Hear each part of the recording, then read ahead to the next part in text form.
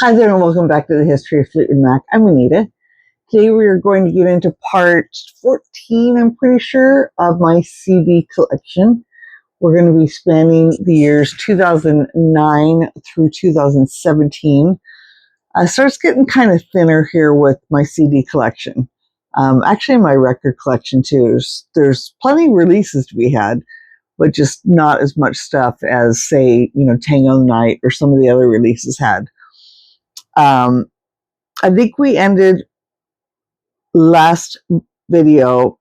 I have it written down as the soundstage sessions, and I hope I didn't completely bypass. I thought the very best of Fleetwood Mac had come out in 2009, and funny enough, it has been issued twice. It first came out in 2002, but there are issues of it that say 2009 on the back. I don't have one. I know they went out on tour for 2009. I want to say it was the Unleashed tour. Was that 2009? Something like that. So, but I'm not going to include that. So we're just going to go right into 2010, actually, a CD release that I have. And that is Lindsey Buckingham with Little Big Town. This is actually, I believe, a bootleg CD, but it's a really good one. And this was an episode he did on CMT or something like that, something Crossroads with this band. In 2006, it was an episode, but they released it on CD, which I'm so grateful for because it's a really good show. Recorded in Nashville, October 5th, 2006. And I'm not really familiar. I liked them, Little Big Town, for a little while, but I just really never fully got into them. And I feel like I'm probably kind of missing out. But I love this, and real grateful to have this on CD. This has all the intricacies, wow, of looking like a proper CD release, but I don't believe it to be one. So yeah, but if you're looking for this, it's put out by a company called Immortal. I'm just pretty sure it's not. By invitation only, live in Nashville. You should be able to find one, but probably not on Discogs. You can probably find it listed there, but yeah. So that is that for 2010 release. Going into 2011, we have, again, some more bootlegs. This came out in 2011. This is a really interesting box set. This came out, this is what it looks like all the way around. This box is seen somewhere, and I'm not sure why. I think I picked this up probably in the Midwest, and I'm going to say Missouri. I'm not sure where I picked it up. But I know that I was abroad when I did, and I'd seen it before, but I just hadn't picked it up. What was really weird about it is that though the box set says, or the box, I should say, says it came out in 2011, inside are two releases. And both of them say, this one here says 2016. So how can you put that into a 2011 box? And this one says 2011. This one I've seen a lot by itself without this box. I just don't know. These are both the interviews. This one is it's okay. Nicely packaged and everything like that. Sound is okay, but nothing phenomenal. It's kind of forgettable. I really can't tell you what's on it. And then this one is included on this disc is an exclusive interview containing intimate details, rare insight, and other gems not previously discovered until now. Right. MVD audio. I don't think she speaks. I don't think it's anything. I think somebody narrating aspects of her life, breaking the chain. But like I said, I see this as a bootleg in record stores to this day. This one. So yeah, maybe they reissued it. I don't know. That's how it is. That's everything is, and it is exactly the way I purchased it.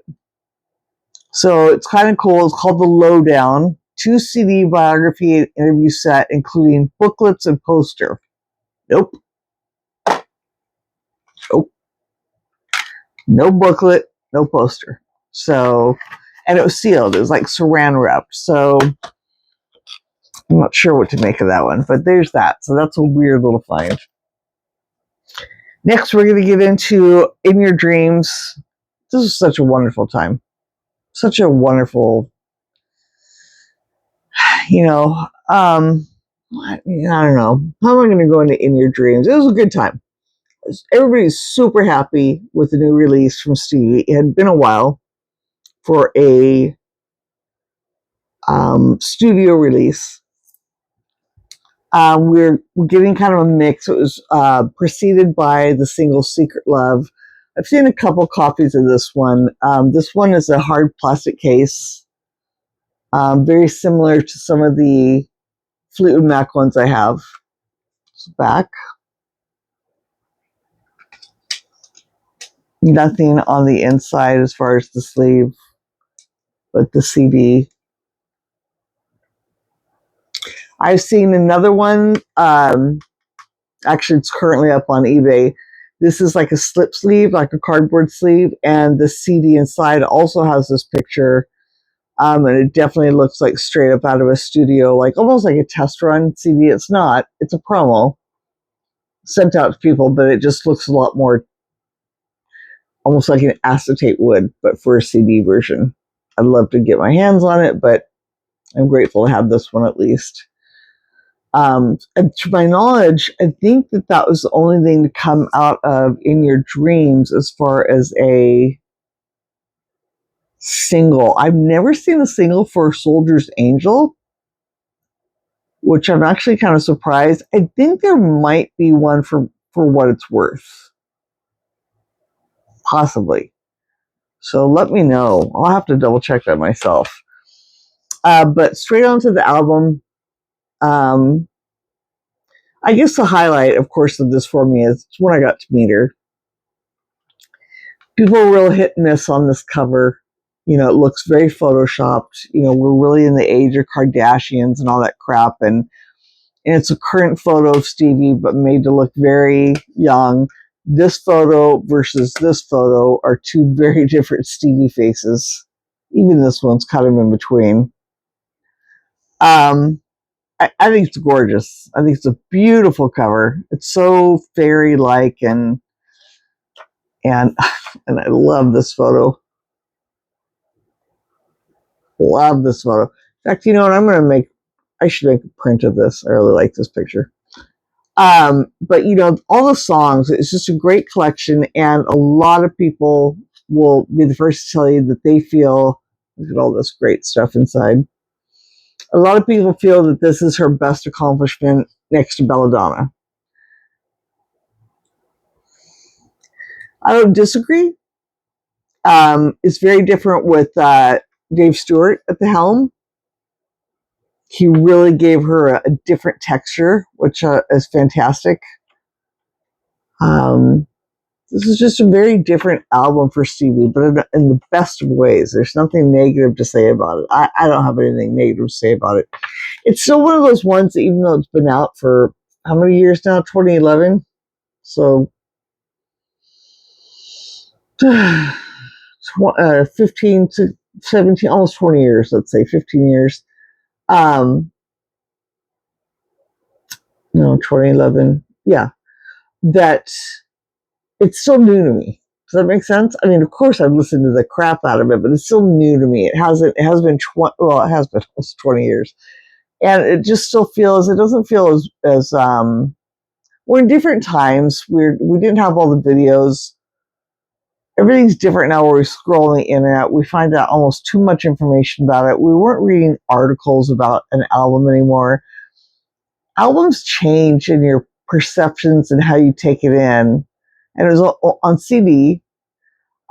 We had the documentary, which is amazing. And I have a whole story about that. I attended a premiere of the documentary where she was right there doing a Q&A. I had pictures, drove to California. drove to California to meet her, which did the signing. And actually, this poster is what I have signed. But things just are different.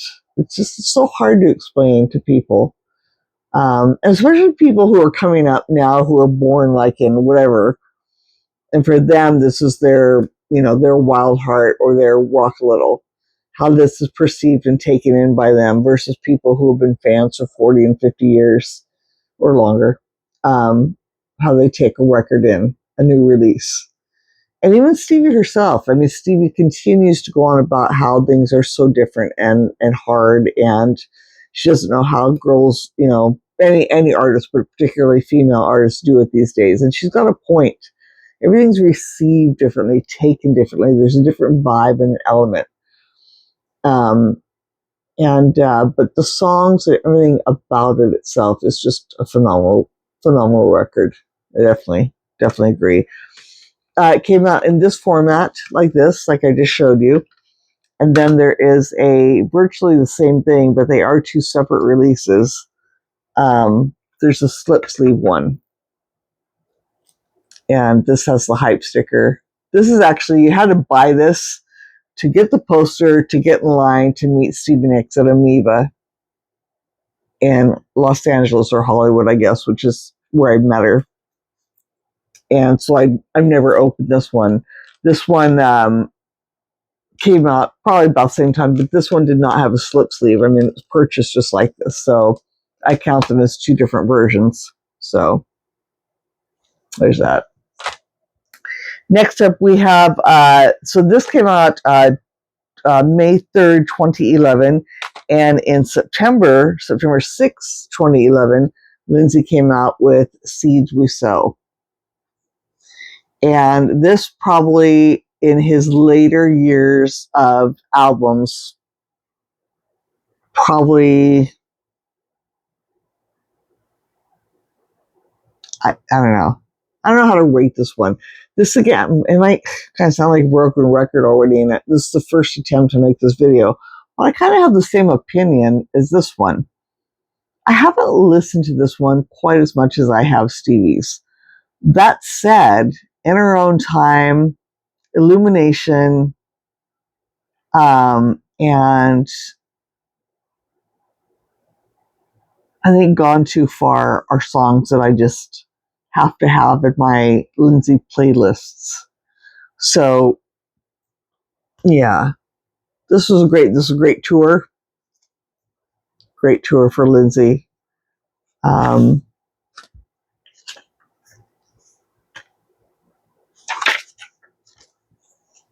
Too much in here? Not too much.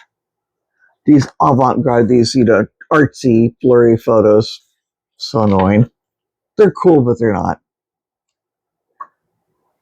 I get it, but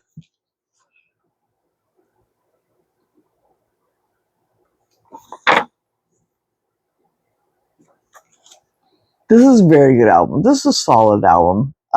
This one as well, though. It's taken in a whole different time, kind of like Stevie's was. So it's really hard to explain. But I'm not complaining either. I think I have the CD and the jacket the same. There we go. From that came a single. This is a really neat little single. This is kind of like how the Secret Love one looks. It looks a little bit more raw. And this was a promotional one. Came in this cheap little sleeve, not even a plastic cover. Illumination, Gone Too Far. Taken from the forthcoming album, so I guess I should have preceded the CD with this. Additionally, there was this one, End of Time. This one looks fan-made, but it's not. Came in this little slim sleeve. And again, it doesn't say forthcoming, but it's definitely a prior. Nothing on the inside, nothing else. Looks like almost like we're in the process of making the CD and they're sending it out to people for final approval. It's not, but that's kind of what it looks like to me. So yeah, so that cool little single from Lindsey. In the end of 2011, there was a tribute to Buddy Holly. I think this came out in 2000. Am I right? Yeah, 2011. I've lost my cover for this. Buddy Holly and Stevie Nicks did the song "Not Fade Away," which is a great cover. Actually, a lot of these songs, and I'm no big Buddy Holly fan, but this is a pretty good CD. It has Stevie Nicks, Brian Wilson, Chris Isaak, Ringo Starr, a bunch of really good, Zooey Deschanel, who's just adorable. So I have the CD, but there's also a promo release, which is pretty cool, of the single. Oh, do I have it upside down? I have everything upside down. Let's see if I can fix that. So this should be like this, even though that makes the envelope upside down. Then this is how the CD looks. Just a little paper wraparound sleeve, nothing on the inside, and a completely barren, much like the Lindsey sleeve. And again, contact information, duplication, not okay. Yeah, it just looks like something to me like that got sent out for approval to be added to the single. It's hard to say, but it's pretty cool. I'm sure it's legit. I'm seeing several of these copies out there, but a nice little have for that. I also, a friend of mine had gotten I think a DVD copy, and I didn't know that there's a DVD. I think it's a performance Stevie doing this live, but I thought this is what she was buying, and so I kept saying the CD single, like and she's like, I think it's a CD or something like that. Anyway, there's one that looks almost virtually like this, but I think it's a DVD release, and it's Stevie's performance. I think it's a legitimate promo item, but it's a DVD of Stevie Nicks doing "Not Fade Away" because I think it got aired somewhere. To be honest with you, I'm not so sure. In 2012, we got yet another tribute to Fleetwood Mac, a peculiar compilation. I appreciate that they do these. There's some really wicked awesome people on here. I'm a big Tame Impala fan, although I did not care for them live. Like, I was really bummed out. But Best Coast, they have such a Stevie sound. They have a very Buckingham mix sound. So Tame Impala, Best Coast, Licky Lee. Lindsey's even mentioned her. His girls love her. St. Vincent, who I'm a big fan of. Marianne Faithfull, take her or leave her. MGMT, who I like. Lots of really cool modern bands from, like the 2012s and, more new pornographers. They're kind of an older band, but covering Fleetwood Mac and everything from Albatross to what's the most current thing on there? Looks like maybe stuff from Mirage. And, but it's okay. I don't know. I want there to be just a really good one, and there's never been a really good compilation where I've just completely lost it and just think this is just so worthwhile. I appreciate everybody's effort, but I'm just old-fashioned, and I just want Fleetwood Mac's music. I don't want cover bands. I don't want other artists doing it. In concert, that's different, but the recordings, I don't know. I'm just weird that way. But like I said, there's some good things on here that, yeah. And I think it is kind of cool because it keeps Fleetwood Mac in the spotlight and relevant. Not that they've ever been not relevant, but it just does show you that there's still a bunch of people that are very interested in Fleetwood Mac, and so these kind of things are going to continue to come up. In fact, I'm surprised this came out in 2012, so I can't even think of anything off the top of my head. So we're due. It's been about 10 years for a current modern cover compilation to be out. unless I'm mistaken and I can't think of one.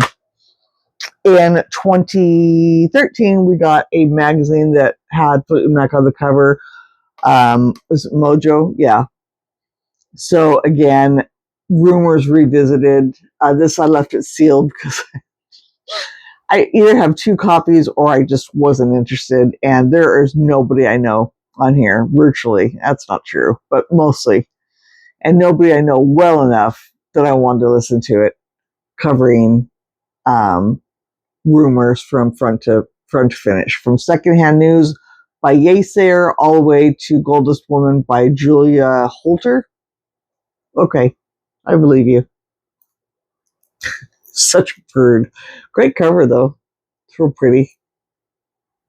But yeah, this one's sealed. I probably have another copy because I buy magazines in duplicate, which when we get to those videos, that's going to be fun to watch. Sound City. This was fun. This was a film. This came out on vinyl, which I got signed. There's a whole story about that. And I won a copy on CD. So I have 2 copies. One was a promotional because I won that. I entered a contest and I actually won, which was really cool. So I had bought it already, and then I ended up winning the contest. I don't remember where, something online, but I was really excited. I don't win stuff very often. I won a thing to a dress rehearsal, so I'm not ungrateful. I have won a couple things, but it's fun when you win stuff, Fleetwood Mac related, of course. As we all know, this is Dave Grohl buying the console that was in Sound City. That was the console used to record Buckingham Nicks, I think, Rumors, all sorts of stuff. Very famous. So many artists on here and people whose music have been recorded on this console over its many, many years came back to Dave Grohl because he has this in his studio now, and his home studio, and they came to his home studio to record new music on it to make this album.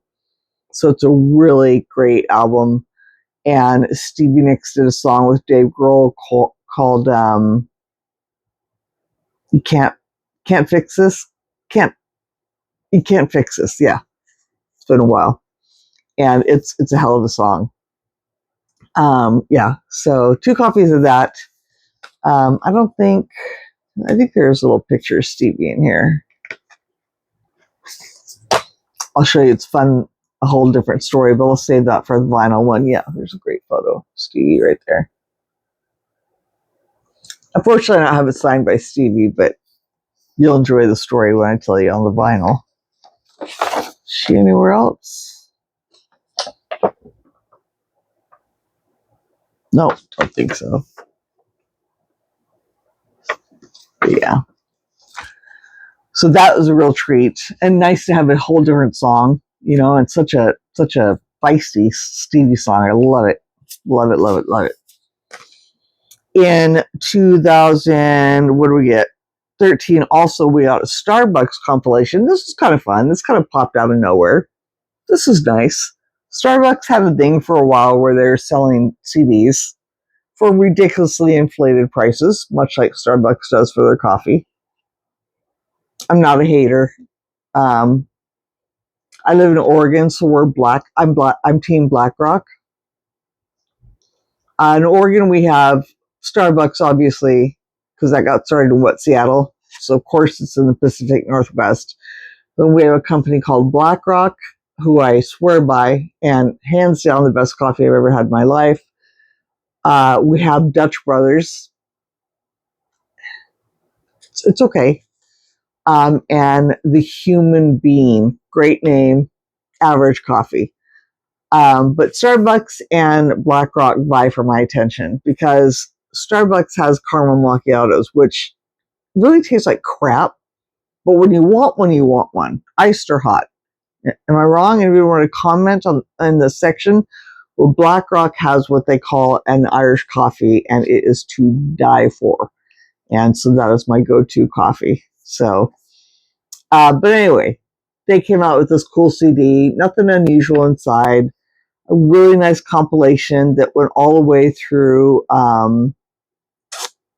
it starts off with You Make Love and Fun. So there's stuff off the 1975 album all the way up to Planets of the Universe demo, which I think was on the Rumors reissue. The Rumors more modern, I think, 2013 reissue, or yeah, whatever year this came out. So, they were able to take some stuff off. Nice packaging, very nicely put together CD. I'll give it that. And boy, it came and went pretty quickly. It was hard to find. I don't know if that was in popularity. It came and then it went. And then shortly thereafter, they just stopped selling CDs. So that was really weird. So that's kind of a cool compilation. Next up, we have 24 Karat Gold, which came out September of 2014, September 30th, it looks like. This was a biggie. This was huge. The first thing I'm going to show is, let's see how best to show it. There's a pre-order, and this was a grandiose release because it was her demos, things that people knew. She went back. She said she found all the stuff on YouTube, but we all had it. It's, whatever. I don't care where she found it. God bless her for. She's got to do a follow-up to this. It will kill me. I don't know why she hasn't followed up with this. Because this was big. This was huge. All the old photos. There was a pre-order you could do, and it came with the booklet and the CD. And this was the CD in this little slip sleeve with this beautiful textured little sleeve, shiny paper. This photo, which you've seen in the background, this photo, if you notice that's an outtake. That's an original, one of a kind. It's a long story, and I'll talk about it when we get to the album or my scrapbook. I'm not sure which, but that is an outtake of this. This is the original CD. But it came with this booklet. And when you pre-ordered it, you got a poster. There's 2 posters. So who didn't order 2 copies to get both posters, which cost an arm and a leg? This is a better version of that picture that, like I said, that's a outtake of, but this is bigger. But this book, Jesus, gorgeous. And I mean, I don't know. The problem is it's really super hard to get in and out of this thing. When you package it back up, it's a little envelope, and it has like when you try to stick the little booklet back in, this has like an envelope, like it would open, like it's the side how it's put together. It's hard to get the booklet back without hitting the lip of this part. So pretty much, I hardly ever take it out. And I don't know why I don't have a second version. I thought again when I ordered the poster, I had 2 versions, but 2 copies. I apologize, but I don't seem to have that anymore. But it's just full of these beautiful photos of Stevie, her little selfies, and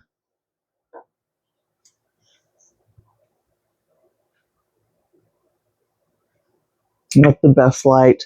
The vinyl version has, although this is the largest size, the vinyl version, you can see them a little bit better. And at some point, I'd like to do a video on posters, although I've gotten rid of many of my posters, but I still have photos of them. But there had been a poster of all these looking like Polaroids, all the pictures that are in this book, and it was put up on eBay as an original, like a promotional poster from this, and it was fake. And a lot of us got together. We purchased it. It was not cheap. But when we got it, realized there's just nothing to show that this is real. This was fan made, and I respect that, not for the price they paid. And they said it was like 1 or 2 of a kind, but like 10 of us were getting copies of it, and then there's 50 more, and we all complained, and we ended up getting refunded, a lot of us. And I know a lot of you are probably watching this with that poster in your collection somewhere. Were refunded and got to keep the poster. And that seller went by the wayside. But yeah, it was pretty cool. And it would have been, I would have loved it if it had been real, because it's really neat to have a poster of all these that I'm showing you right now, looking like a whole bunch of Polaroids in one huge. That poster is like 24 by 36. It was huge. Look at that. That is so cool. So yeah, all the songs, all these outtake photos. This was really huge for fans like us who, well, any fan, but we've been following her through all these looks and all these times, and getting treated to songs that we've been listening to for 20 and 30 years. I didn't get into the demos until about 20 or 2000. When I met my friend in 97, she alerted me to them. I had no idea. So I found out about demos in 1997 fully, but I had that one box set we talked about. If you see my vinyl part, which should be old news, you should have seen it well before this, with the uncirculated rumors. So again, I knew about demos as far back as like, maybe 94, 95, but earlier than that, like in the 80s and stuff, I had no idea. I know a lot of people did, but then by the time the 90s and 2000s and later came around, people were in, there's the internet was more prevalent, and people were in trading rings, and so they were being traded. People who had been selling them on eBay, though they're still sold on eBay, it's very much frowned upon. None of us wanted to profit off it, fans like us. So a lot of people, traded, and, weren't super, a lot of us put our money out together to get demos that apparently at some time or another had been stolen from Stevie. So we've also heard stories that she had a storage unit that had been sold, and all her stuff got given away and then sold off on the internet. Just there's too many things. So we never wanted to be part of, as Stevie fans, anything that wasn't legitimate or giving back to the artist or taking from the artist. So when she came out with this just felt like really a big treat to all of us who had really invested and just love her demos. And there are new songs, and there are songs we knew by other names.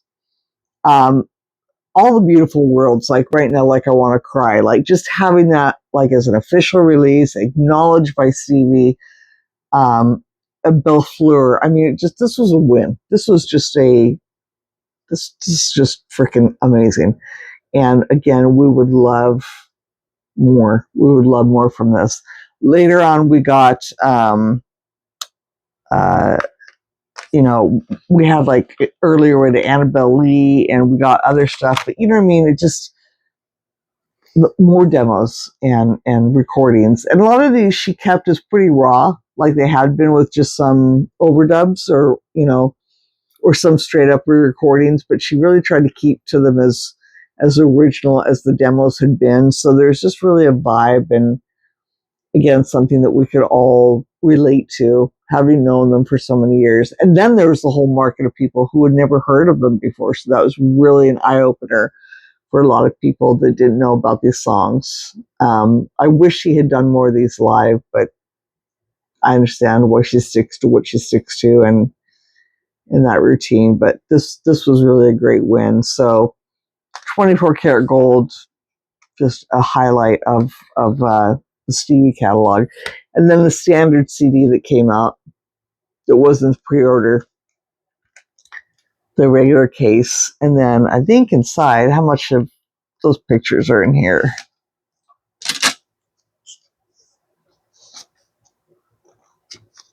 I think, yes, we have this one here, but I think that there's just a few. We definitely got treated well with that the larger booklet, and then the mixed, yeah. So definitely the booklet was the win.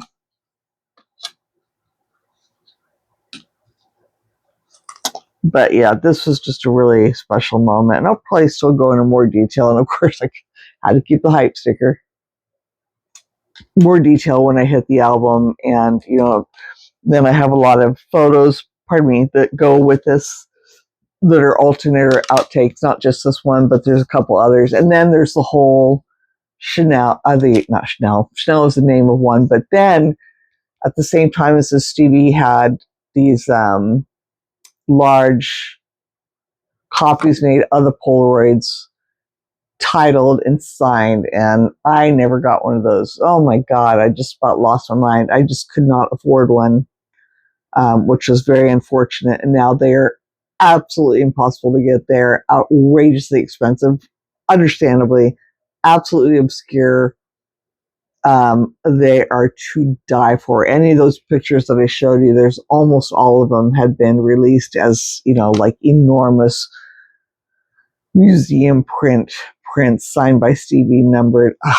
I wish I'd gotten one. So it was a special time. There's just everything that came out about this was a beautiful thing. So 24 karat gold, definitely a big special time for us. Almost at the end here, a little bit long on the video. I apologize. Another Mojo release. This was Roots of Fleetwood Mac. This was probably a magazine. This was July of 2015, where Fleetwood Mac was probably on the cover, but because they were probably talking about all things Fleetwood Mac and not just something specific, or dedicating the entire magazine to them, this was the Roots of Fleetwood Mac and 15 classic tracks that inspired the Mac. So more than likely early Fleetwood Mac, Blues Breakers. Yeah, so full of great music on here, though. Freddie King, Elmore James, Otis Rush, Buster Brown. This is a good CD.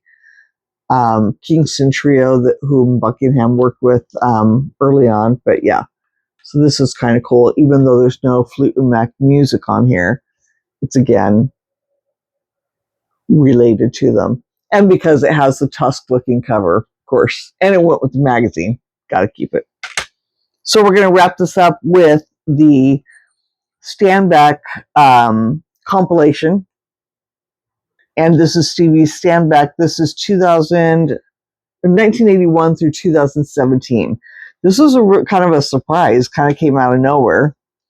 And, but this is also one that this has a lot of really good stuff on it. What was nicest about this is just a single CD. Okay. So this is what came out. This is what's on the back here. But what was nice about this release is Stevie had done a lot of one-offs with people, kind of like Lindsey did at that very beginning with Little Big Town. Stevie had done a song with Leanne Rimes. She had done a song with Lana Del Rey. Is that right? Lana Del Rey. And some movie soundtracks. And they were all on here. It is really nice because it's kind of getting to a point, well, for me, especially collecting as much as I have, where even I kind of weaned off getting all that stuff. I knew I would come across it eventually, but it was hard to always keep going out. And sometimes it would just be so under the radar because it would be something that's like, oh, I heard that was online, but it was actually on media. So one in particular that I've never tracked down, and I just always forget that it's her, it was her with a guy, and I just don't even remember it. I still don't think I have it. But this was the 3 CD set, and this actually also came out on vinyl in both ways, as a single record and as a vinyl set via Walmart. So this was pretty cool. And on the vinyl set, or on the CD set, the 3 CD set, there were things such as Stevie Nicks with Santa Claus Is Coming to Town with her and Chris Isaak.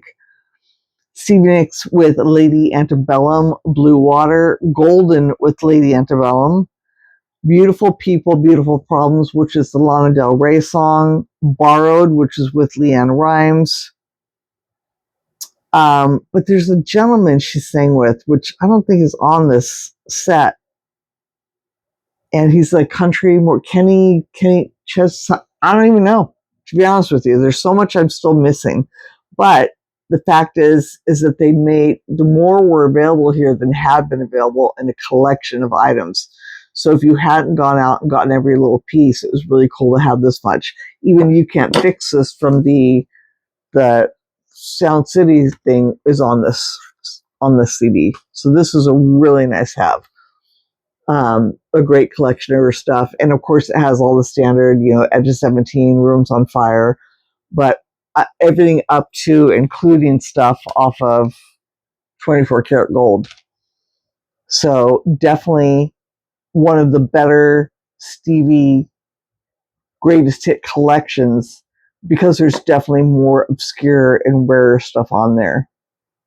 So yeah, definitely a win. 3 CD set. This is also kind of funny too. Came and went. Just real bland in the sense of the artwork and everything like that. I'm not necessarily picking on it.